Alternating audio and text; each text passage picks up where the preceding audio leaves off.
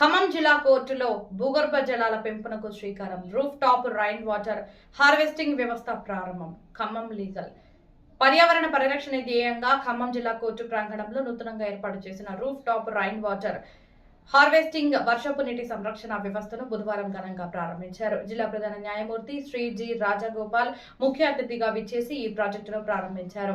భూగర్భ జలాల పెంపునకు స్వేచ్ఛ ఎన్జీఓ కృషి సామాజిక బాధ్యతలో భాగంగా శ్రీ చల్లా కోటయ్య స్వేచ్ఛ ఎన్జీఓ సంయుక్త ఆధ్వర్యంలో ఈ నిర్మాణాన్ని చేపట్టారు. భవనం పైకప్పు నుంచి వచ్చే వర్షపు నీటిని వృధా పోనివ్వకుండా శాస్త్రీయ పద్ధతిలో భూగర్భంలోకి పంపడం ద్వారా కోర్టు ప్రాంగణంలో జల వనరులను మెరుగుపరచడం ఈ ప్రాజెక్టు ప్రధాన ఉద్దేశం.